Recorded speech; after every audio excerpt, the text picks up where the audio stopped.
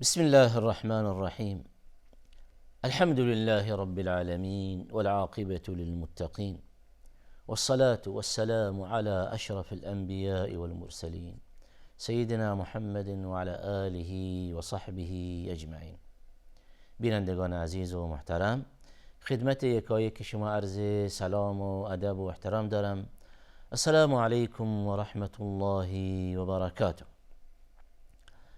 در نشست گذشته به اتفاق یکدیگر یک بحث جدیدی در مورد یکی دیگر از معجزاتی که برای سرور بشریت علیه الصلاة و السلام اتفاق افتاده است، اون معجزه‌ای که در واقع الله ذوالجلال اون را در قرآن کریم و همچنین سرور بشریت علیه الصلاة و السلام به اون معجزه فرامینی از او ثابت شده است.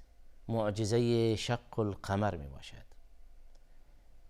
ببینیم که در مورد این معجزه الله ذوالجلال چه فرمایشاتی دارند و ببینیم که رسول الله صلی الله علیه و سلم باز هم در این مورد چه می فرمایند. الله ذوالجلال چنین می فرمایند که اقتربت الساعة وانشق القمر.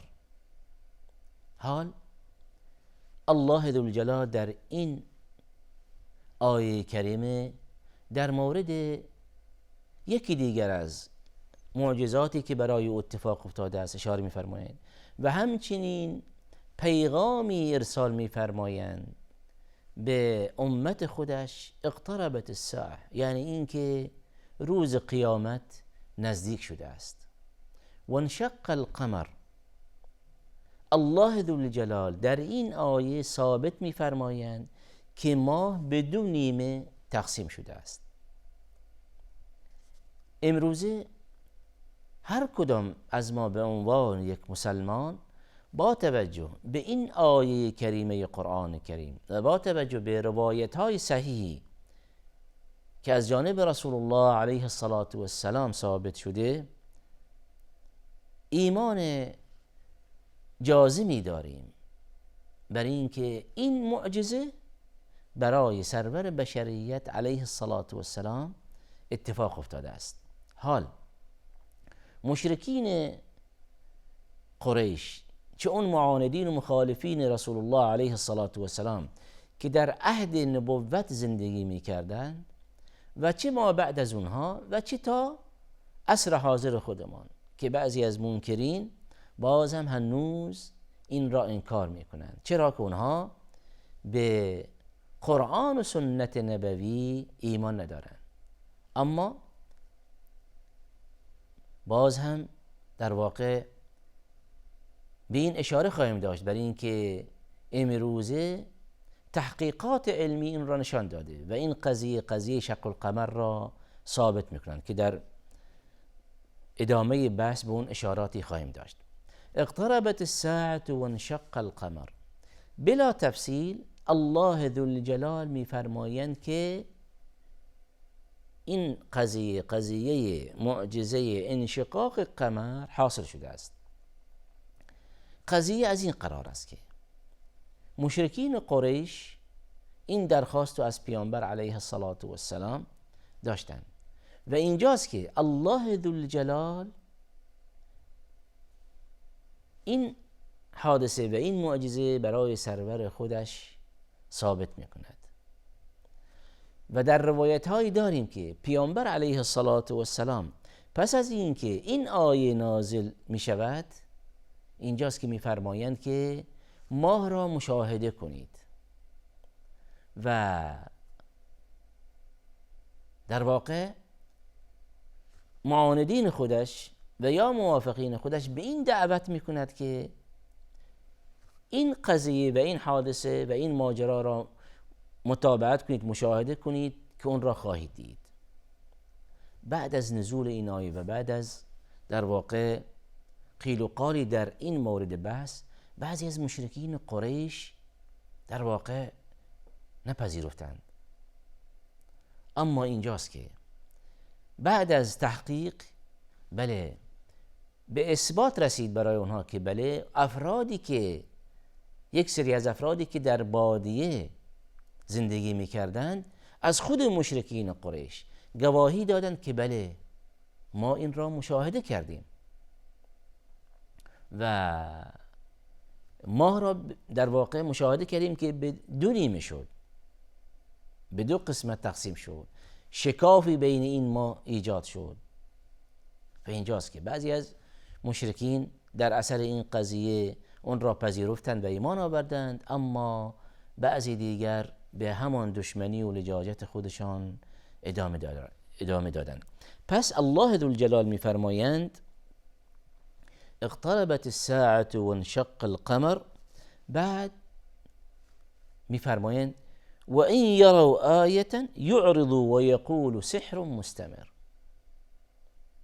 در مورد مشرکین الله ذوالجلال اشاره می‌فرماید بر این که اینها زمانی که یک نشانه همچون نشانه شق القمر مشاهده میکنند اعراض میکنند، سرپیچی میکنند، نافرمانی میکنند، لجاجت میکنند و نمیپذیرند. بعد میگویند که و یقولوا سحر مستمر. و در واقع بازم پیامبر علیه الصلاة و السلام به او تهمت‌های میزنند و میگویند این جادوی قوی است. یعنی این که این پیامبر در واقع همین افرادی که میگویند بله ما ماه را این شکاف بین ما مشاهده کردیم و این شق القمر رو اتفاق افتاد، اینها چنین میگویند به پیامبر علیه الصلاة و السلام میگویند که بله این یک جادوی قوی است و همین محمد این افراد را جادو کرده است، و یا اینکه این در واقع دچار سحر و جادوگری شدند و مشاهداتی بر خلاف واقعیت یک سری مسائل مشاهده میکنند. بعد میفرمایند وكذبوا واتبعوا اهواءهم وكذبوا واتبعوا اهواءهم وكل امر مستقر. وكذبوا واتبعوا اهواءهم، اینها بعد از اینکه این حادثه شق القمر، این معجزه بزرگ اتفاق می افتد، اینها باز هم پیامبر علیه الصلاة و السلام و باز هم همین ماجرای شق القمر را تکذیب نمودند. واتبعوا اهواءهم، و باز هم ضمن این که این قضیه را تکذیب نمودند و گفتند از محالات است که چنین اتفاقی بیفتد، واتبعوا اهواءهم، از هوا و هوس و خواهش‌های نفسانی خودشان پیروی کردند. اینها دین را هوا و هوس خود قرار دادند، چرا که اینها یک سری آداب و رسوم خاصی دارند. در نتیجه جهل و گمراهی بتپرستی داشتند.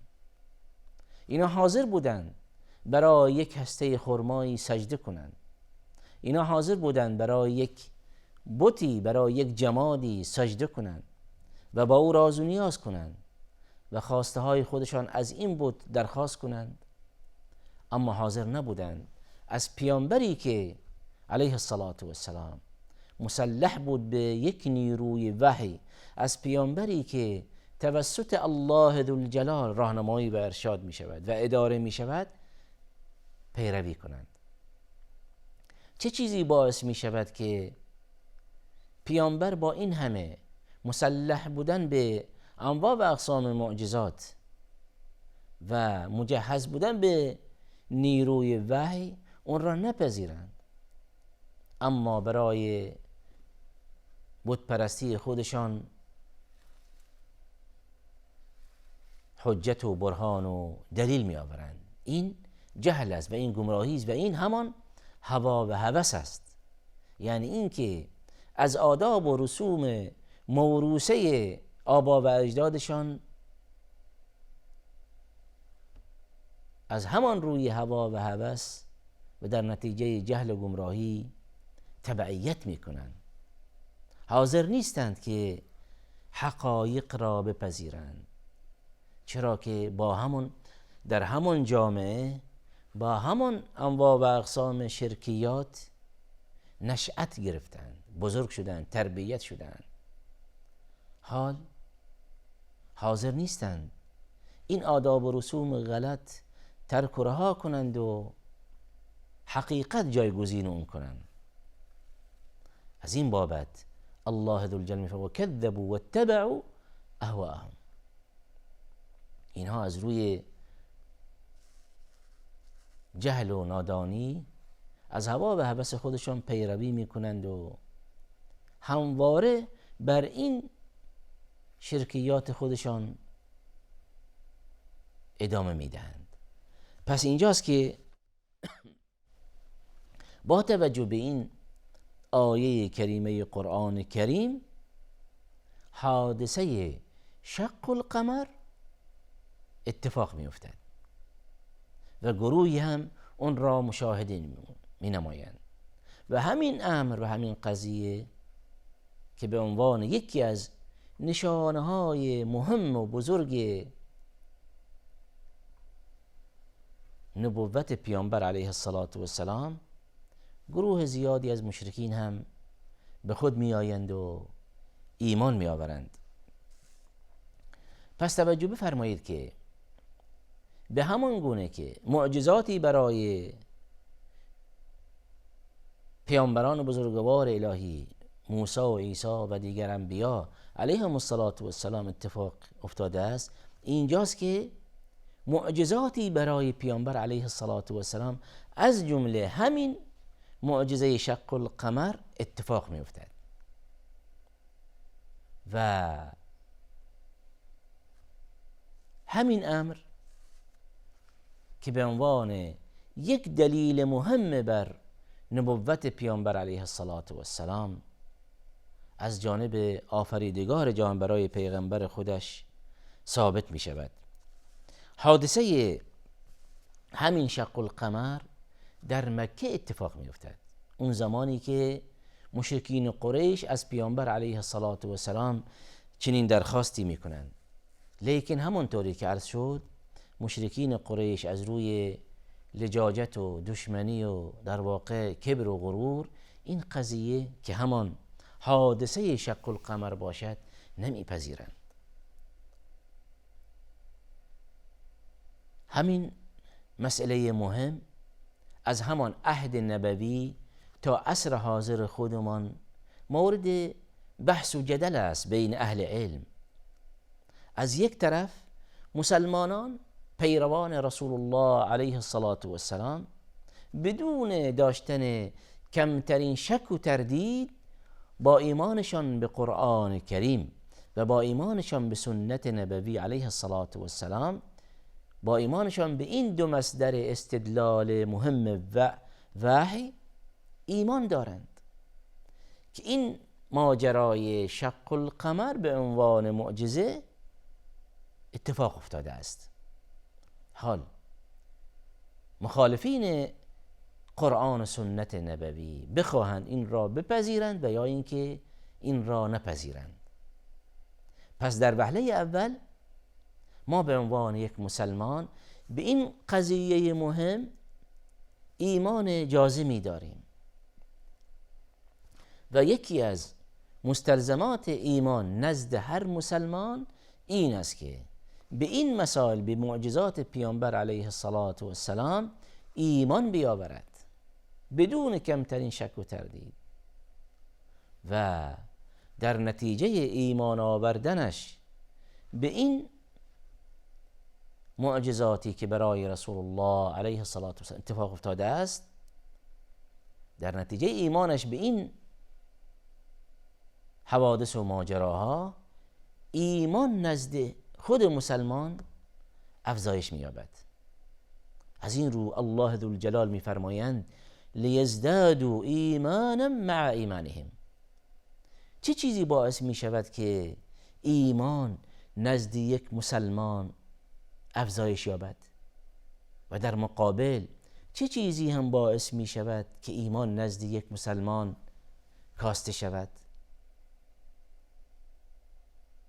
با ایمانش به این معجزات ایمان نزد یک مؤمن، یک مسلمان افزایش می یابد. هر چقدر که یک فرد مسلمان خودش را به قرآن و سنت نزدیکتر کند، هر چقدر که یک فرد مسلمان خودش را به خالقش وصل نماید و تابع فرامین الهی و پیغمبرش شود، اینجاست که ایمانش افزایش می‌یابد. و هر چقدر که همین بنده مؤمن تکالیف شرعی خودش به نحو احسن انجام دهد، نمازهایش مرتب بخواند و روزه ماه مبارک رمضان به جا آورد و در صورت توانایی و استطاعت به حج